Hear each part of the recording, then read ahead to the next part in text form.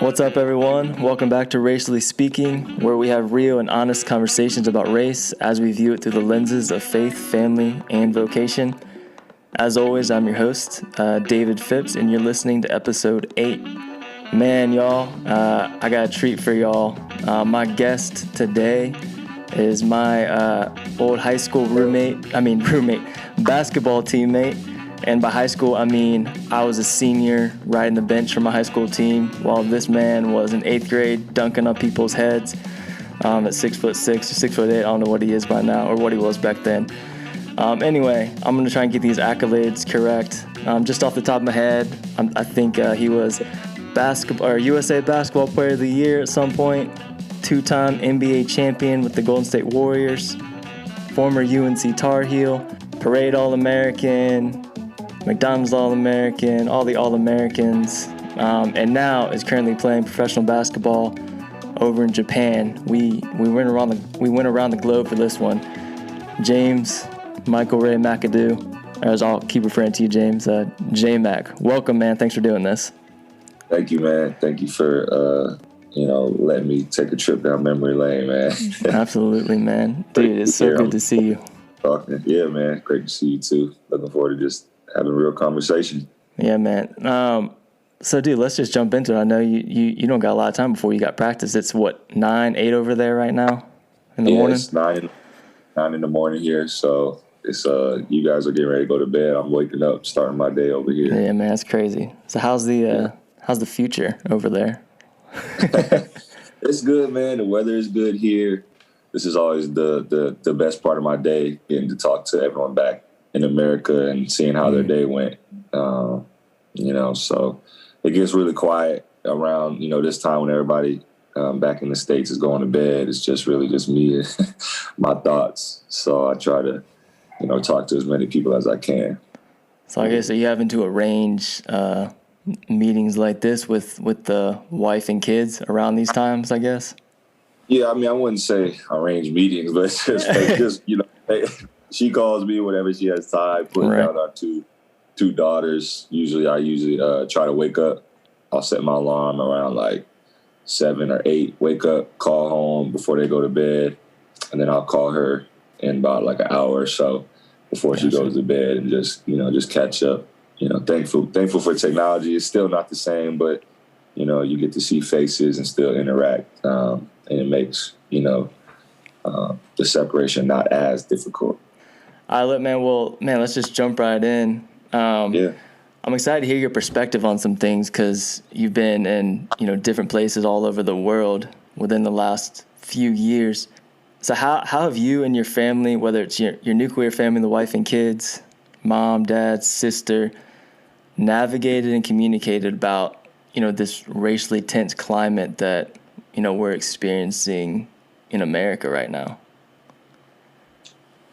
Great question. The first thing that comes to mind is I will say that I think we've done a pretty good job, especially within, my immediate family, meaning my wife, my sister, and my 2 parents, of just simply communicating, like talking about it, talking through it, and not acting like it doesn't affect us, because I think that's something that as a culture we tend to do sometimes, is just kind of, glance over it or not let those conversations really get to a level where we really like peel back the layers, if that makes sense. Yeah. And, obviously I consider myself extremely blessed, just to be able to have the perspective that I have. My dad is African-American. My mom is Caucasian, so I am literally 50% white, 50% black, However, if you look at me, I am considered African-American. People really, in our culture, in our world today, I am considered a black man, we can talk about that, maybe a little bit later, but even that, has been difficult for me, because growing up, I, had this conversation a lot over the last, few years, like it was something where I didn't really see color, and I heard people say that and I really resonated with them because I really didn't see color. Like I grew up, black, white, it didn't matter. Like everybody was my family. I loved everybody, but like I realized, that was there was a problem that lied within that, you know what I mean? Where like I didn't necessarily recognize my blackness. I didn't necessarily recognize what came with that and how I was viewed. And that was really a paradigm shift that I personally had, you know, and that, you know, I had some really great conversations with not only my dad, but really my mom, you know, and my wife, who are white, you know? Yeah. And they don't know. Can you talk about like maybe those first conversations you had? Because like you said, you got interracial parents and then you and your wife. So can you, and it's awesome to hear that it was from both your dad and your mom. Can you talk about those initial conversations where you had to, I don't know, be more aware of your blackness? You know, I mean, my mom is very blunt. Like I can vividly remember her just, you know, not, you know, like growing up, for instance, there's a story my dad used to always tell, right? I was out at the park. I was out at the playground and, you know, I was playing with a bunch of kids in my neighborhood who were black, right? Mm-hmm. And I was out there and like one of the kids punked me, right? So I run back in the house, you know, and my dad's like, you know, get back out there, you know, like, you know, don't come back in here crying. And like in that moment, you know, like looking back at it, I feel like, you know, maybe there was a sense to me that like I was different than those kids, you know what I mean? Like, or I was soft, you know, not because of, you know, the way that I was playing, but just because of like the way I recognized myself at that time. Like, you know, I was going to an all white private school, right? Mm-hmm. So all I saw were, you know, white kids that I thought I was more or less just alike, when in reality, you know, like in that situation, you know, the situation that I was brought up in, you know, playing against some of these inner city kids, like we were very, very different. You know what I mean? Even though we looked alike, our upbringing was very, very different. So I think like looking back at, you know, how I was raised, it was difficult. You know what I mean? I think once I got older and once I became to understand like the world that we live in and like, hey, I'm black. I'm just as black as, you know, a lot of the kids that I grew up with in the inner city, you know, even though I was raised in, you know, I want to say a pretty, you know, we weren't affluent, but like I never had to worry as a kid, you know, where my next meal was coming from.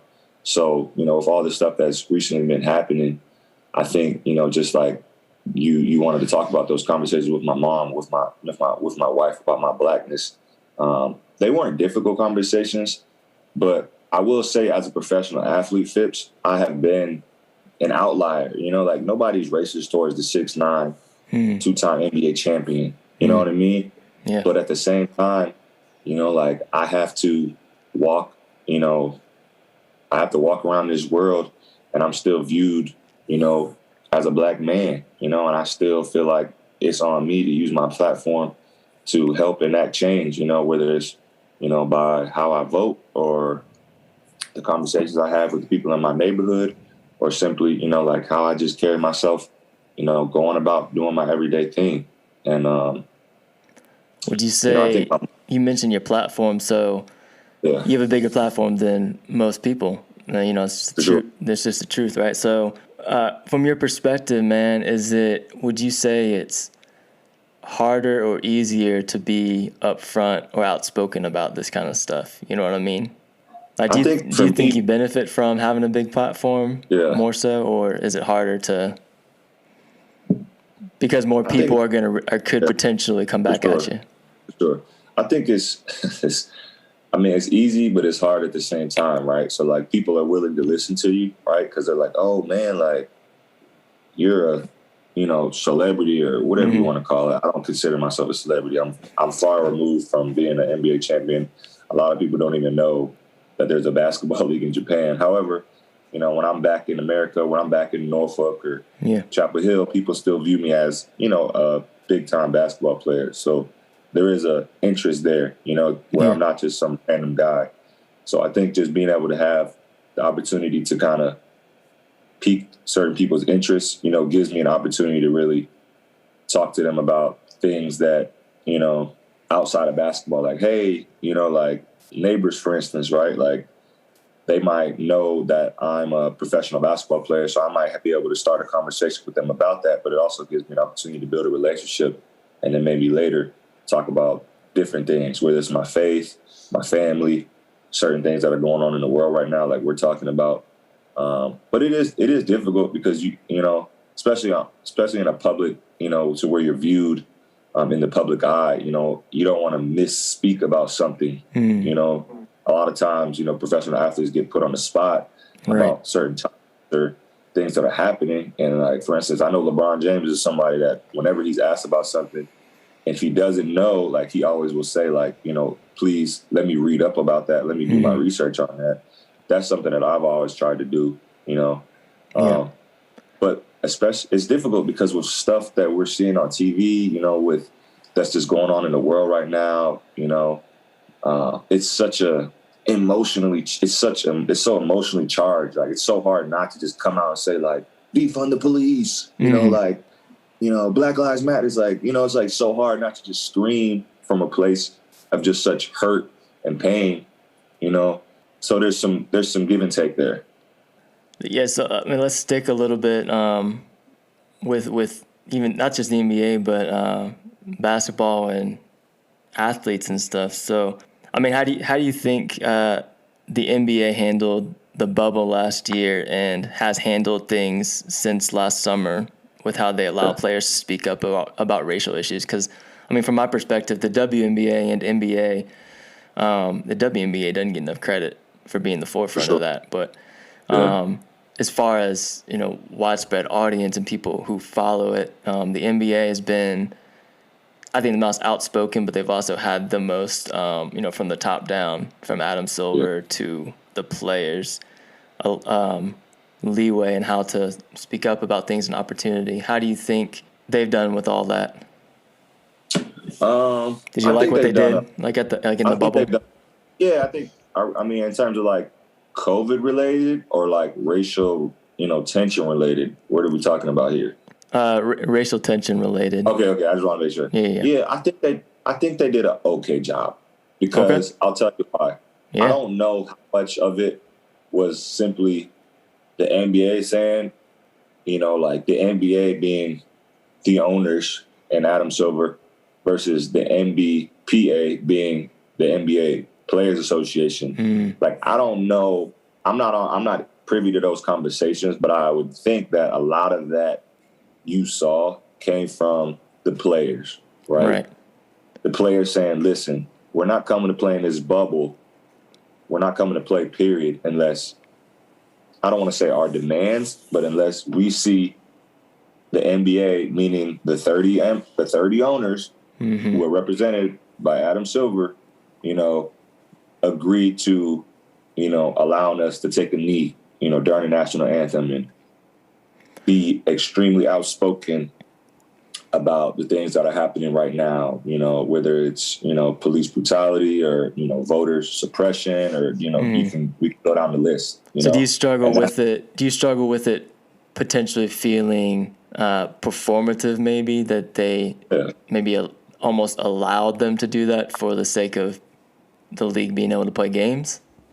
Yeah, I mean, I don't know how many of the 30 owners were excited, and I don't know how many of the 30 owners raised their hand like, hey, we should, you know, put Black Lives Matter on the court, or we should allow the players to, you know, put messages on the back of their jerseys. You know, like, I doubt any of those ideas came from the owners. I doubt any of them were like super excited about that. If I'm being honest, I think a lot of people probably can resonate, you know, like, other than Michael Jordan, and I think maybe the Kings owner, all of the owners are white males, older white males, you know. I mean, you might have like Steve Ballmer or Mark Cuban, who are like maybe a little younger guys, but and I might be, I mean, fact check me on that, but I think that's about it in terms of. Well, I mean, it can't be much different than that, Yeah.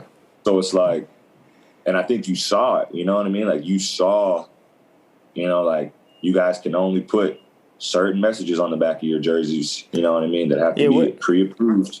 What do you think about stuff like that? I thought that was just an interesting thing to observe. So, I mean, it's one thing that they allowed them to do that, and it's easy to view that as like, oh, that's a huge step. But then you have players like, I mean, I'm a Laker fan, so, you know, I watch LeBron a lot. So you had, I think, some of the bigger players bigger name players like LeBron, I think AD, Yeah. opted to not put anything on their jersey, stuff like that, which I didn't, I really didn't think anything of it. Yeah. But I had some of my friends ask me what I thought. Oh, why wouldn't they take that opportunity? Yeah. Almost like, if they really care, why wouldn't they do that? What do you think about something like that? I mean, to each his own, right? Mm-hmm. I'm not going to point the finger at anyone. I really I thought about it. I'm like, man, if I was still in the NBA, what would I have done? Would I have kneeled for the national anthem? Like my entire career, I've always stood and put my right hand over my chest. My entire career. I mean, that dates back to first grade at Norfolk Christian. You know what I mean? Like I pledge allegiance to the flag of the United States of America. Like I've done that my entire life. It's just who I am. And I really had to think like, man, would I have really kneeled before the flag? So in terms of guys opting to, not kneel for the national anthem or maybe not put a message on the back of their jersey, I think, it wasn't mandatory for me. Everybody knows their stance. You know what I mean? Maybe it was maybe it had to do something with, for instance, a guy like LeBron. I think, he didn't need to do that. I didn't, maybe because he's doing so much in the community, he's like, hey, I can't read that guy's mind, but he's like, hey, if you don't feel called to do it, if it doesn't feel organic, you shouldn't do it. You have to be your own self. I think it was just great that they had the option to do it. I think that's where I landed on it, knowing a lot less than you about it, of just like, look, I'm not going to doubt what LeBron's, goals are with being outspoken about all this stuff. I viewed it kind of more what you were saying of like, he's just not he's not obligated to do what the league is allowing him to do. He's doing plenty of other stuff. There was two guys off the top of my head that didn't kneel for the flag. Right. There was a kid from the Orlando Magic, Jonathan Isaacs. Yeah. And then there was a kid, Myers Leonard, that didn't kneel for the flag. Right. So what did you think? Man, all right, you brought it up. What do you think about that? Jonathan came out and said it was because of his faith in God. He's a believer. He's a Christian. Right. And he just said, hey, I prayed about it. I just don't feel led. Right. Myers Leonard came out and said it was, I think, more or less because his brother maybe served in the military. Yeah. What do you man? So I won't lie, not a personal indictment on those two guys, but that way of thinking, being a Christian, we're both Christians, bothers me because not because I don't think it should be an individual choice, but that way of thinking has started to sit in a weird place with me, because when it's, oh, I'm not doing it because of my belief in God or my faith in God, to me it's tough for that not to communicate that doing it is against someone having faith in God, you know what I mean? And so, or even the other side of things, like Miles Leonard, who said, well, my brother serves in the military. I'm like, to me, it's missing the point, going all the way back to Colin Kaepernick 2017 of that. That misses the point. That's not what they're doing. They're not protesting the military. You know what I mean? Agreed. No, I completely agree with you on that. Obviously, nobody knows what's going through those guys' mind, and the real root behind the reason they chose not to kneel for the flag. You had plenty of guys that were not even American. You had guys in the NBA that are from France. Yeah, solidarity. Germany, solidarity. I think that was more the thing that I always came back to, is this was more of a sign of solidarity, not just to the guys that you're linking arms with on the court, but to the entire world. And I think that's what those guys in the NBA chose to do, hey, we're going to play, this is our job. We're contractually obligated to play basketball, but we want to let y'all know, we're not standing, as a league, the NFL turned its back on Colin Kaepernick. The NFL basically said for years, we don't care about that. Whatever you're talking about, Colin, we don't want anything to do with that. And I think the NBA and its owners and the sponsors, they took a stand. And I think that since then, you've seen almost a domino effect. You've seen so many companies and all these corporations come out, for instance, with the new voter restrictions law that just got passed in Georgia. You saw instantly, you know, like these big companies come out like saying like, yeah, we don't agree with that, you know. Yeah. And I think the MLB just came out there like, yeah, we're not going to have the All-Star game there. You know, if the I NBA saw that. doesn't take that stand this past summer, I don't know if we see that. You know, maybe things are a little bit back to normal, just how Right. things always happen, you know, here, you know, because we've become so desensitized to, you know, Right. guys just whatever, you know, like. Yeah, I mean, I think when you going back to whether or not the NBA has done a great job, I think when I compare it to the NFL's, Sure. even the MLB, it's easy to be like, man, they're killing it. Yeah. But I mean, I understand what you're saying. I mean, listen to this, Phipps. I was in the Bay playing for the Warriors when Cap was just down the street taking the knee, and it wasn't. I didn't put that together. I think LeBron and a couple teams wore like shirts at one point in time. You know, they wore like some "We Can't Breathe" shirts because I think the guy that got hurt in New York. Yeah. His name is Philando Castile, maybe is his name. Well, I think Philando Castile was up north. I think Eric Gardner was the "I Can't Breathe." Maybe it was Eric Gardner. So that happened when I was, and that was one. I think that I don't know if that was like the reason that set Kaepernick off. But like, listen, I was playing for the Warriors, man. Right down the road for the 49ers, Kaepernick is taking a knee. Yeah. And I remember guys coming out saying like, we support Cap, you know. Mm-hmm. But that was it. We weren't taking a knee. Yeah. We weren't talking about boycotting anything. It wasn't even a question. Like, it was just like, all right, cool. He's doing his thing. Like, we just gonna keep hooping, you know. Like, and I look back at that and I'm just like, man, that guy gave it all away. I mean, he said, I love to know, man, if where he's at right now, how much of that he saw coming when he did that on that first day. I think he could see it coming once there's some reaction, but man, you talk about blackballed. And I don't want to say like I regret not joining him in his fight, but like I definitely wish I wouldn't have been so naive, you know? I wouldn't have been so selfish. I think I wish I would have recognized, you know, my position and my platform at that time playing in the NBA. And, you know, I was too worried about myself. You know, I wasn't worried about, you know, police brutality and the things that, you know, Cap was talking about, you know, at that time. And it's just crazy. But I'm glad, you know, like the NBA has, you know, it's come full circle. And this time around, they didn't really drop the ball, you know, and they're continuing to take a stand. Yeah.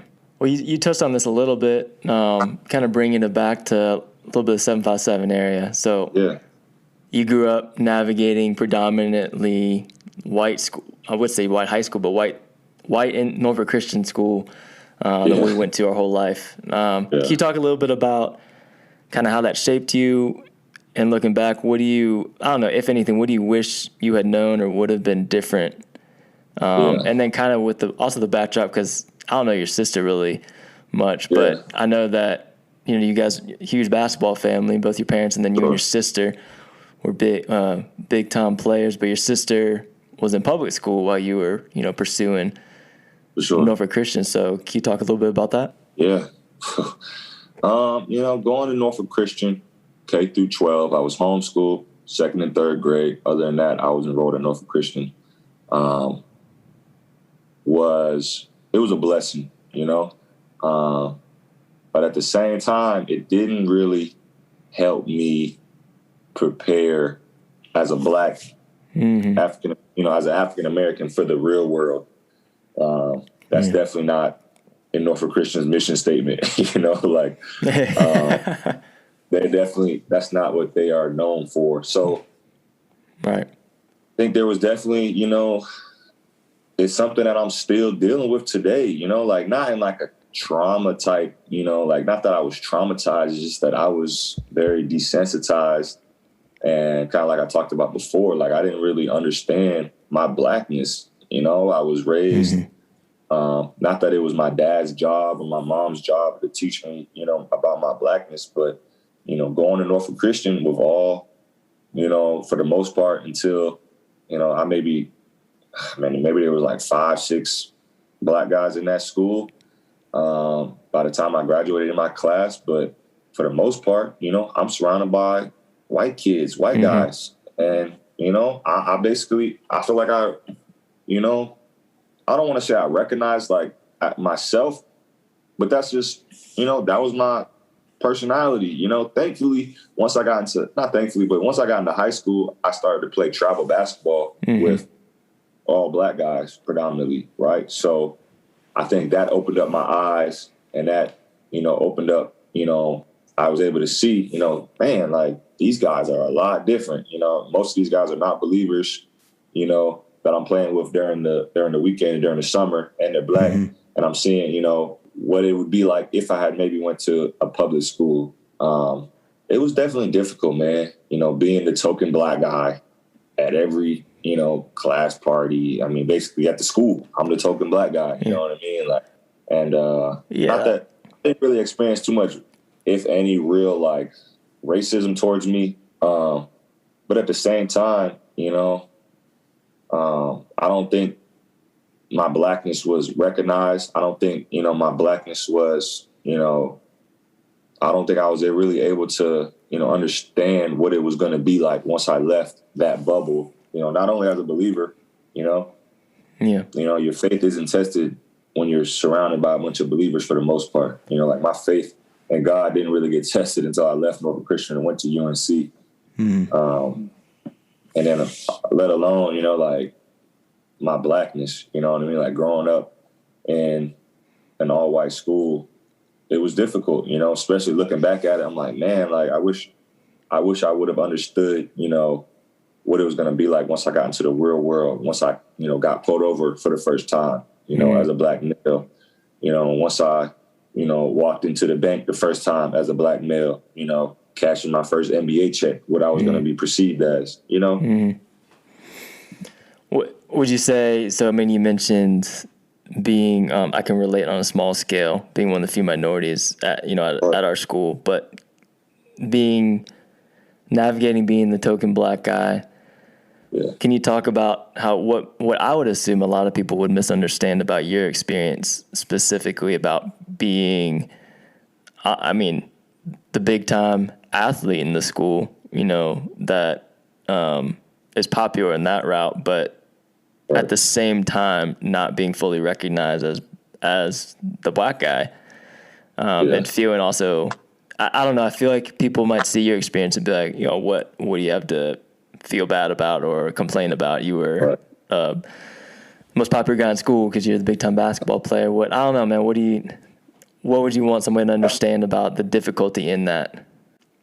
I mean, it's like you said, and it's like I spoke about earlier, right? Like I don't have the stereotypical, you know, like I am a big time athlete, right? So people are always going to treat me a lot differently, you know, whether it be the police officer that pulls me over in Chapel Hill that, oh, Macadoo, you used to play basketball here, you know, like, or, you know, walking into any kind of bank, you know, that people might recognize me at, or, you know, the list goes on. I think the one thing that was tough for me is outside of my father, I didn't really have anyone I could turn to, you know, at Norfolk Christian. There weren't, I mean, maybe we had Esau McCauley for a year.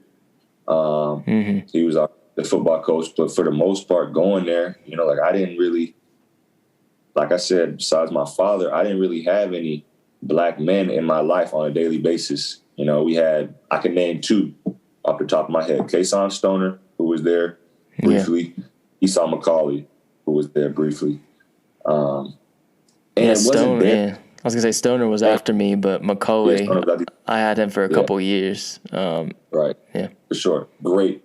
Both of those guys, great men. I didn't even know till probably 3 months ago how big a deal Esau is. I mean, someone tweeted or sent out a tweet, and I was like, Esau McCauley. I was like, oh my goodness.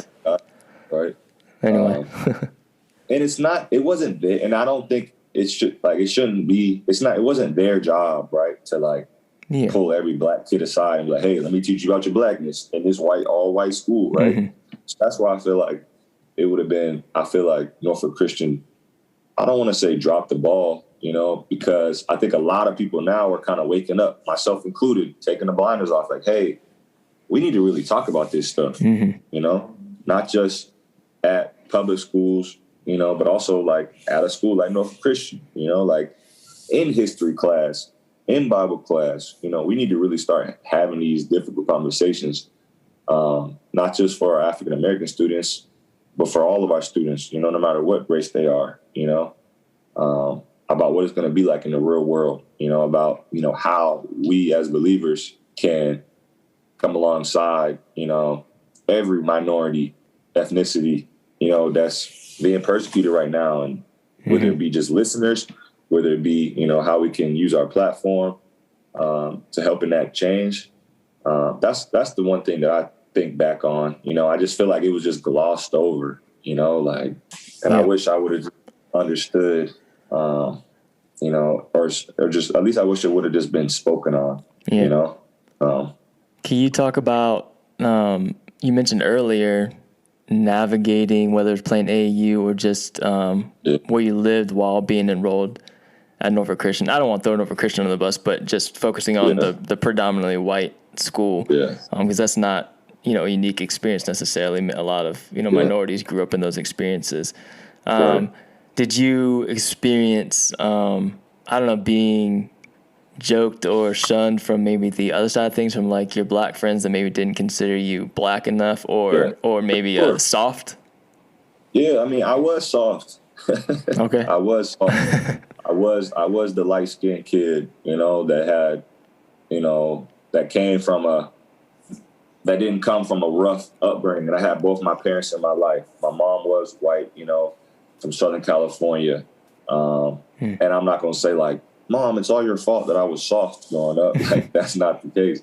It's just, you know, like, that's just what comes along with it. You know what I mean? Like, if you would have taken, you know, any of my, you know, high school teammates that were white and brought them into the neighborhood that I grew up on and played on the hard top, majority of them would have got, you know, would have been labeled soft too. You know, I was no different, even though I was the big black kid. You know, on the inside, like I spoke about, like, you know, I didn't see myself as this, you know, hard-edged kid. I didn't need to have that hard edge, you know, when I went to Norfolk Christian, right? I didn't need to have that chip on my shoulder at Norfolk Christian.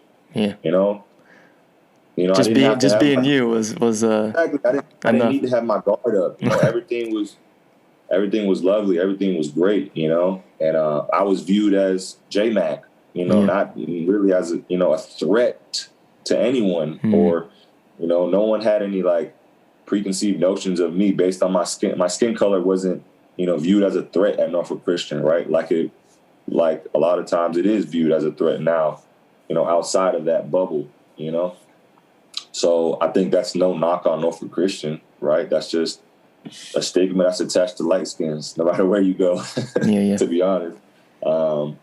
You know, it was definitely something, like I said, that, you know, growing up, and once I kind of left that bubble, I really had to you know, talk about, you know, I didn't, you know, it's something I had to really come to grips with. You know, it's like, man, like, is my skin color viewed as a threat? You know, like I have so many stories where, you know, I've been in situations where it has been, you know, viewed as a threat because people don't know who I am, right? They just see this 6'9" black guy with tattoos, and they're just like, man, like, let me go on the other side of the street. Let me roll my window up and lock my door, you know? I know your parents are real active in the area, still 757 and churches down there and doing ministry and stuff. Have you had many conversations with them over the last couple of years just about how each other are doing and navigating? Again, I kind of back to the first question a little bit, but navigating the racially tense climate with everything going on. Yeah, I have a lot of great conversations. I mean, I talk to my parents almost every day. Okay. But I've had some really great conversations with my father, you know, Ronnie McAdoo, Big Mac. You know, he's Big Mac, I'm Lil Mac. Yes, sir. Just about, you know, for instance, he is the pastor of evangelism at the Norfolk campus for Trinity Church, Virginia Beach. Right. Trinity, couple campuses down at the oceanfront. I think they have one at the Weston Town Center. And he's really taken it upon himself to try to, quote unquote, racially integrate Trinity Church. You know, Trinity Church is a predominantly, much like a lot of churches, you know, they say Sunday is one of the most racially segregated days of the week, you know. So he has really taken it upon himself. And Trinity also has really, you know, in recent years tried to really come to a better understanding. You know, how can we make our church look more like how, you know, Christ would have it to look, you know, people of all races, you know. It's been difficult, you know, like he's fighting up, like my dad is, you know, it's an uphill battle, you know, for a church like Trinity that's been predominantly white, you know, like a school like North Christian that's been predominantly white. Yeah. It may not ever, you know, look the way we might want it to look, you know. I think, you know, he has his good days, he has his bad days, you know, because, I mean, like anywhere, like any place you go in the world, there's going to be people of the old guard, you know, people that don't really want to see change. Yeah. You know, whether that's in sports, like we talked about earlier, whether that's in, you know, schools, churches, politics, you know, like some people don't want to see that change, Phipps. And I think that, you know, for someone that's trying to bring about change, it can be very discouraging, you know. Yeah. I think we all know that.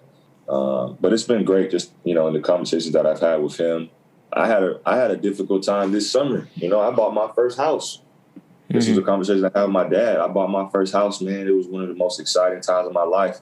And then I sat there and I went for my first walk around the neighborhood and I didn't see a single black guy. I said, oh my goodness, what did I do? Like, you know, like I just moved into a neighborhood where literally, you know, I lived there the entire summer. I maybe saw you know, this is a house of, our community has almost, you know, 1,500 homes. You know, I maybe saw 3 or 4 black guys. And I'm like, man, what? It was just like, man, it was depressing. It's like, man, like people that don't, you know, like I wanted to be, you know, like I didn't even think about it, you know? And did you typically live in predominantly black neighborhoods growing up? Was it? Oh, yeah, absolutely. Okay, yeah. The house that's what I thought. In Norfolk, yeah. I mean, it was 50-50 to be honest. You know, like we lived right in Lafayette, Winona. We had Park Place right. We had Park Place on one side, which was low income housing, which was predominantly African American. We had Lafayette Shores on the other side of us, which was predominantly white neighborhood. Yeah, that's how I describe Norfolk to people usually. I'm like, that's a quick compilation. And so we were right in the middle, right? Yeah. So I loved where I grew up. And I don't know, man, like this summer it was just like, it was tough because there was who could I talk to about the stuff that was going on, you know? I just, you know, and it was difficult, you know, because I couldn't really have those conversations, right? My HOA is trying to pass a law where you can't even have a Black Lives Matter flag, right? So I gotta talk to my dad, like, yo, Dad, like, what do I do here? He's like, what do you do? What do you do with that? I wrote, so our HOA this past summer, they tried to say, like, you can't, any signs, like any politically, I don't know the words they use, but basically they were trying to make sure you couldn't have a Black Lives Matter flag on your property. The only thing you could have was, you know, vote for Trump or vote for Biden. And they tried to pass a law that basically said, like I said, and I, you know, being, you know, we're in Chapel Hill, right? So I'm like, you know what? I hate to do this, but I got to let them know, like, listen, I just bought a house here. I'm not afraid to go to Roy and go to some of the people that Roy Williams and go to some of the people that I know and make a big deal. Thankfully, they I don't want to say they sided with, you know, me and the other people, but, you know, they did, you know, because it's like, listen, we can't take a stand for something that should be universally, you know, understood.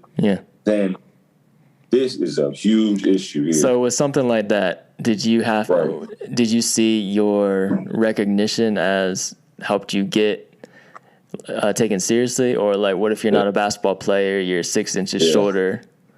Right. Do you think that's different? I think it definitely helped. I think when they read my email, my skating email, like, I hope they took it seriously. But I think one thing that they I think one thing that they did understand is it wasn't just me, right? I had neighbors left and right, you know, like I can't tell you how many times somebody stopped me like, hey, man, white guy on his bicycle, hey, man, I don't know you, you know, but I just want to let you know, like, I'm listening. I'm trying to understand. I'm trying to be better, you know.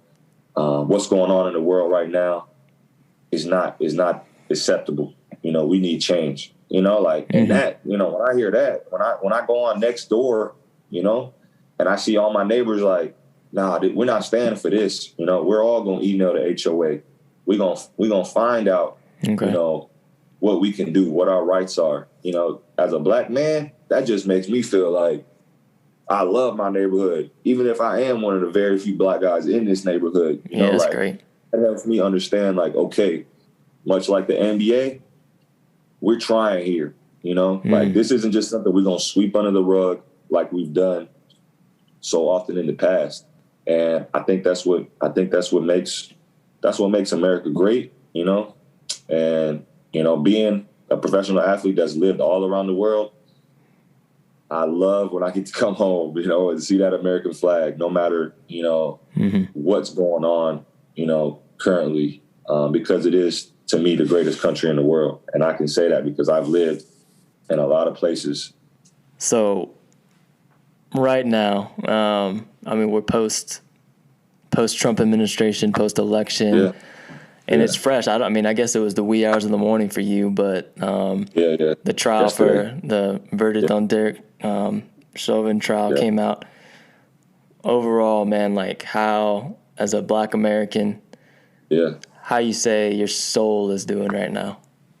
My soul, I would say my soul is definitely uplifted, not because of the verdict, right? Not because of the verdict, but because of the conversations that I see going on, you know, because of, you know, some of the stands that I see, not only, you know, normal people, you know, my neighbors taking, but also celebrities, athletes, politicians, you know, and I feel like we are trending in the right direction. And I feel like despite setbacks, we've been trending in the right direction for a good while now. And that's very encouraging, you know, as a black man, because there have been so many times where we have just, you know, opened and closed so many doors of opportunity to really try to, you know, jumpstart, you know, some real social reforms, you know, that are well overdue.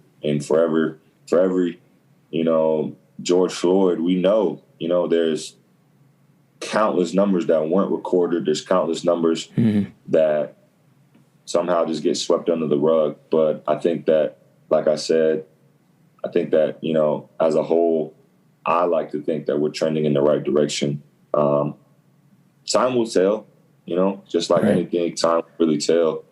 But I am encouraged. I do have hope, because I feel like obviously without hope, you know, we don't have anything. But obviously, as a believer, you know, my hope is not in any politician. My hope is not in any juror. You know, my hope is not in any trial that's going on. My hope is in God, you know, that we can, you know, not just get through this, but like we can really enact and see the change that, you know, we all want to see, right? Like if we all sat down at a table and took a vote of, you know, what we want America to look like, I think hopefully we would all want to see equality and people held accountable for their actions, whether it's the police or, you know, anybody. So that's good to hear, man. That's good to hear. My other question was going to be, so are you hopeful? You said yes. That's good to hear. But it is tough, Phipps. I had emotions inside of me that I had never had in my entire life. Last summer, man, when all this stuff was going down with George Floyd, seeing these protests, seeing my HOA, you know, I'm just like, it was literally it was one of the darkest times of my life as a black man. What are you doing? Can you elaborate? Like, what are you doing during those times? First off, what I was doing was I was on social media, and I was just allowing, and I was watching the news, and I was just seeing stuff that every morning I'm waking up on social media, I'm waking up on Instagram watching something like George Floyd happen, right? Seeing protesters get maced in the face, right? But then on the other side of it, I'm seeing, things like we saw on January 6th, right? Where protesters just, right? And it's like, where is the disconnect? What is going on here? And that stuff, I mean, it was affecting, I had no idea it was affecting me the way it was until I just cut it all out, right? And that's what I had to do. Okay. I had to just cut it off, man, because nobody should have to see people that look like them on a daily basis be, demonized by the police or demonized by, politicians, the way that African Americans have been so long, And then when you start... What it looked like for you, so cutting yourself off of social media to take care of your health, that is great. What does it look like? What did it look like for you to still be engaged and not be blind to what was going on? Like how did you navigate that? Well, at first I had to cut it out, and then I was just like, man, I don't even want to talk about it. But that lasted for only a couple of days. Then I think the second thing I want to do was educate myself, right? Okay. Start to educate myself. My wife, I'm not the biggest reader, so she turned me on to a couple things that I was able to watch. She turned me on to a few books. One author was Tinashe Coates. He has a couple good books to read.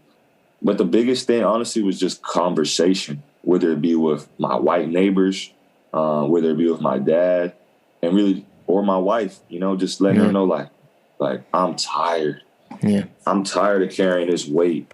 Like, why are the police doing this? Why is my skin color viewed as a threat, right? Why should you tell me be safe when I'm riding my beach cruiser around our nice neighborhood? Like, why? You know what I mean? Why do they look at me like this? When I'm jogging around the neighborhood with my tank top on, why do they look at me like this? Mm-hmm. And I just felt like a lot of times as men, but especially as black men, like, we don't talk about it. We don't get it off our chest, right? And we don't really understand how much of an effect that can have on us. And so I think that's one thing that I've just always tried to do is just like, last summer, if you came to my house, we were talking about it. Like, if you came to my house, black, white, it don't matter what race you are, you sat at my table, hey, what do you think about what's going on right now? Let's talk about it. That's good. Like, that's something that I had never done before, right? Like, I want to know. How did those go? I'm assuming all over the spectrum, but how those go overall? They were all over the spectrum. Okay.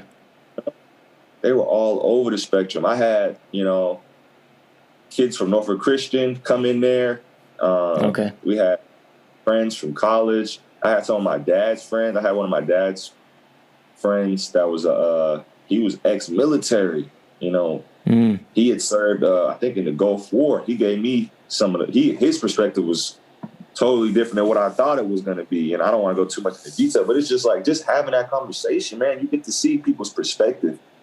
And I think that's one of the biggest things that we don't do as human beings is talk to people that don't look like us, talk to people that don't agree with us, And it's not that I'm got to change your mind, like, cool, you voted for Trump, whatever. Like, cool, you're a Republican, Democrat, it doesn't matter. Like, cool, you don't agree with what the NBA was doing. Like, let's just talk about it, let's have a conversation so we can both see each other's views on things, And I think that's something that's really important, man. That's something that I didn't do, that I neglected to do. Even with my wife, she's,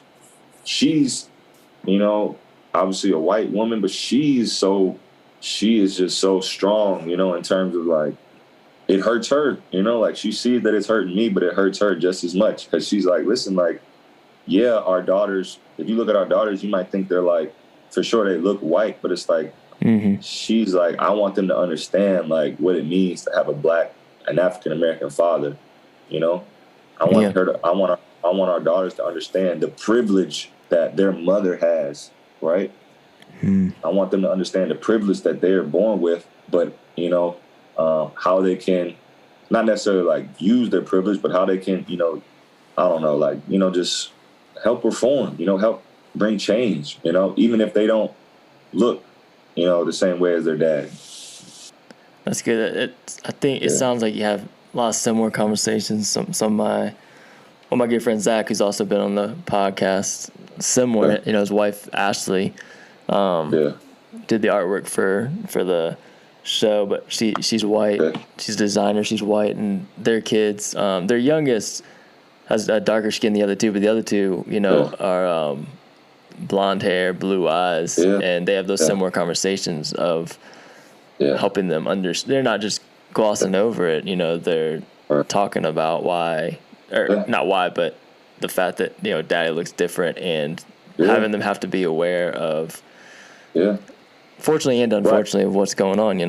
Right.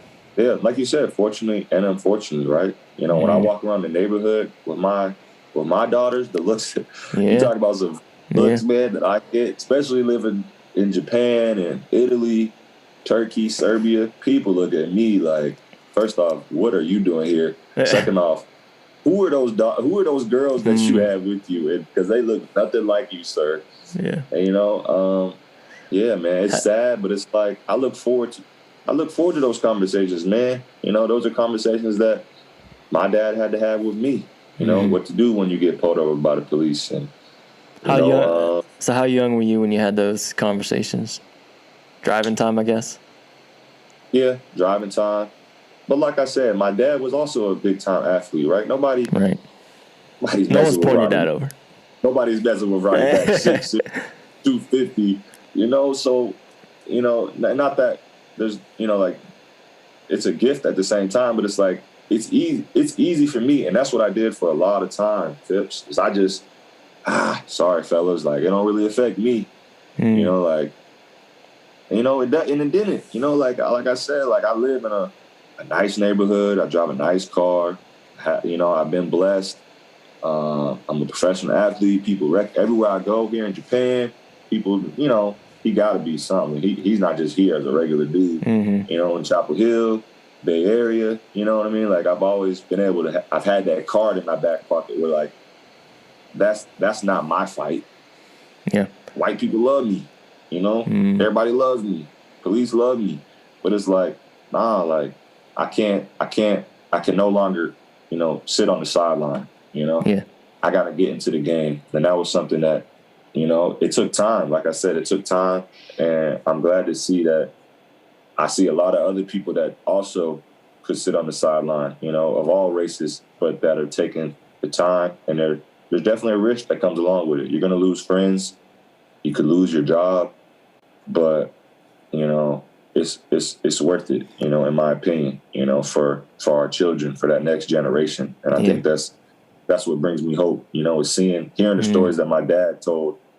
Like I grew up where I live now is 15 minutes down the road from where my dad grew up, right? So like when I hear, stories that he told me when he was my age, and then I can, circle back and see the change that's happened since then, it's like, man, maybe we can, continue, especially with, with the generation that's coming up now, and hopefully, 15, 20, that next years from now, that next generation can be completely different, man. That's great, man. That's great to hear. Yeah. I have a hard time letting go of the notion that or the saying, seems like the more things change, the more they stay the same. And I get in cynical places, but that's great to hear. Yeah. One, the hope you have, but then the tangible change that you've seen through your dad's story. And that's great. Yeah, I mean, I feel like you gotta have hope, man. I feel like you gotta have Absolutely. Hope. But you gotta place it in the right people and right, obviously in God, and and understanding that some people are lost. Like some people are you're just not gonna be able to change. But I think for me is like I kind of hinted on earlier, is just trying to just talk about it with the people that are in my circle, right? Yeah. I'm not going to be able to change my entire neighborhood. I'm not going to be able to change, the whole country of Japan. But I can act as both an outlet and a conduit for change with my friends, with the people in my neighborhood, the people that I come into contact with. And you can do that in a variety of ways: conversation, self-education, being a good listener. Those are three things that are very easily done. Nobody's asking you to go out, stand on a picket line. Nobody's asking you to walk out of your job. Yeah. Just asking you to be the change you want to see in the world. Yeah. You know, and it starts right there in yourself. But more importantly, you know, also in your little community. Absolutely. Right. So I appreciate that, man. That's good man. advice, man. I appreciate that. Look, man, Sure. but before you go, I know you got to get to practice. Yeah. Let me end with a little bit of NBA rapid fire. Okay. You ready? I'm ready. All right. I got 7 or 8 of these for you. All right. Hardest person you ever had to guard? NBA. Oh, hardest person. I had to guard LeBron, man, but I think he only scored on me like one time. I think I was like one. Hey, man, I saw that in the finals, right? Yeah. I've guarded him a couple times, but I guess you gotta say that then. He was tough, but Blake Griffin back when he was with the Clippers, man. He was a load, man. That was a big dude, strong. Yeah, he can do a little bit of everything. So that was probably one of the hardest guys. Okay, for sure. Yeah. Best current NBA player. Oh, I think that's easy. I think we have to go with Steph for sure. And my, just especially the tear he's going on right now. Oh man, that's where you went. Okay. In a world of his own. I mean, I can only what does it feel like to shoot the ball when you're Steph Curry? Yeah. The dude has had. I think I saw it yesterday where it was players. Amount of games with 10+ threes. He has 27, and the next highest was 5. But he's had 6 this season. He's insane. Everyone, especially my wife and my friends that are going to listen to this, are laughing right now because I go in on Steph all the time because I have a view of that I know he's the best shooter of all time, but I feel like he's got this. There's this coverage of him that elevates him a little too high for my liking. I know you got that personal connection, so I can't fault you for that. For sure. Would you say best? But I'm saying LeBron is hurt right now, so who you gonna play? Oh yeah. Okay. Yeah, that's true. But yeah, I mean Steph he's just a great guy, man. He's playing out of his mind too. He's just playing out of his mind. And I think it's one of those things where some of my teammates here in Japan, they're like, "Did you see the game?" And I'm like, "Nah, man. I saw it for 3 years. I saw it all, guys. Nothing he's doing now. I mean, it doesn't really impress me because I've seen it. So we just, we see it so often, and we're just so spoiled." Oh man, I want to ask you so many more behind the scenes questions. All right, Steph. He just changed What was that? He's just changed the game. Yeah, it's crazy. Yeah, absolutely. Who's the meanest player you played with or against? The meanest? Oh, that's tough. Did you ever have to go against KG? No, KG was out of the league by the time I got around. Man, that's tough. Meanest? DeMarcus Cousins is a bully, man. Okay. He's definitely a bully. I mean, I don't really know him personally, but sometimes, you see guys on the court and you're just like, man, are they having fun? He doesn't really, I don't know if he really having fun, but he's one of the guys that maybe not I don't want to say mean, but just man, bro, smile a little bit more, have fun, getting a lot of texts and stuff like that. But yeah, I'll say him. The one before that was going to be who's the nicest player, but you just kind of talked about Steph, so I thought you might say that. Nicest, I would say, man, probably one of the nicest people in general was Anderson Varejao. Oh, okay. My Brazilian brother, he was one of the nicest guys that I played with. He was just, man, bro, just a great. Because he was one of the dudes that played enough for both teams. He could get a ring in that finals. Before, he was on our team the next year. He was a great guy. Just super, super nice guy. Somehow that don't surprise me. Yeah. Him and Barbosa, they were both Brazilian. They were both super, super nice guys. Okay. Nice. All right, we'll rank these 3 guys in order. MJ, LeBron, and Kobe. Personally? Mm-hmm. Personally, MJ is my GOAT. Okay. He's the greatest of all time for me.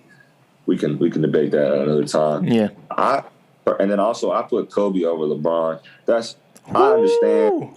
Okay. Right? I understand people are going to have an issue with that. But just personally speaking, like growing up, Kobe was my guy. You know, like he was my MJ, even though like MJ is over him. Like I didn't get to see MJ play, but I'm not that far removed to understand how great of a player he is. I went to North Carolina, you know, I've seen all the highlights and seen the stats.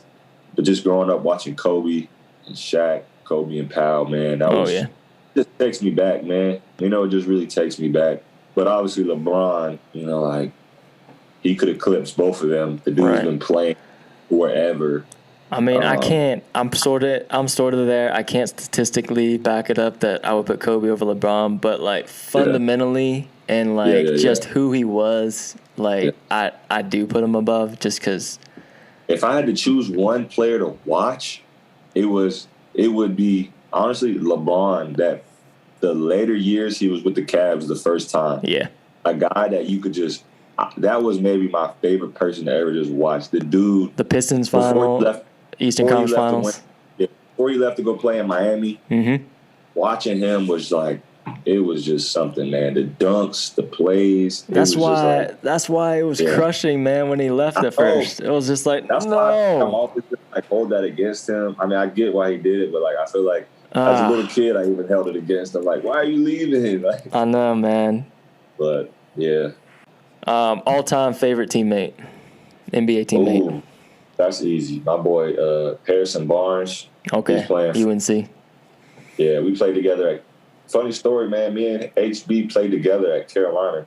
Right. I don't know if I had his number. We never talked, never hung out. No. We were just teammates. You know, I don't know. Sometimes you just have guys that like you're just teammates with and you don't really connect with off the floor. Got to the NBA, got to the Warriors. He was there, and we just hit it off, man. Yeah, dang. And, he's one of my best friends. I was in his wedding. I was in his wedding, one of his best men. He would have been fine if I had a wedding. I got married at the courthouse, but okay. Oh yeah, I forgot you did that. Great guy, believer. You know, one of my accountability partners. Great man of God. He's doing great. You talk about a guy that's really using his platform. I mean, you can just go on his social media and see some of he's kind of championing. Yeah, man, that's my guy. That's my big bro. Nice. HB. Where's he at? Sacramento still? He's with Sac. Yeah, he's with the Kings. Yep. I'll have to look him up. All-time favorite player? All-time. Honestly, Dirk Nowitzki was my go. Oh, okay. I see that. I used to love. And then when he won the championship against LeBron in 2011, man, that was a highlight for me, even though I wasn't really on the team or anything. But he was, you know, kind of like Steph Curry-ish in terms of how he changed the game. Yeah. You know, 7 that can shoot the ball, stayed with the Mavericks his entire career. I just used to love watching him play, man. Yeah. Oh, yeah. But he was honestly my favorite. And I didn't really have a favorite NBA team growing up. I mean, we had the Wizards right up the road and Bobcats, but they were both terrible. So the Mavericks were my team. I used to love just watching them. Man, that's a great pick. Yeah, Luka, man, they found one. Yeah, they found Luka Magic. So yeah. All right, last one. I'll let you get out of here. Assuming everyone's healthy, who gets the chip this year? Oof. Everyone is healthy from every team. Yeah. The Warriors, man. But if Clay was healthy, I think they would, in the way Steph was playing. But if I got to go with this, like the teams now, I think it's going to come down to LeBron. I'm just not a believer in the Clippers. I'm sorry. Okay. Me neither. I think it's LeBron versus the Nets. And I think LeBron gets it done, man. Yes, sir. I can see it. Yes, sir. I think as much as people want to hate on him, man, he still has a chance to cement himself as the GOAT, man. I don't think he has to win 6 championships like MJ, but if he wins, you know, like tell him, because he's got 2 with the Heat, 1 with the Cavs. He's got 4 now, 1 with the Lakers, right? 4, yeah, three teams. 4. He's got 4 with 3 teams. If he gets 1 more, he gonna have. If he wins this year against. Look at what he has to go up against. I mean, if he beats the Nets, there's not. I don't know if there's an argument anymore. It's tough. and I've always held his record in the finals against him. But you can't do that. You can't do that, J-Mac.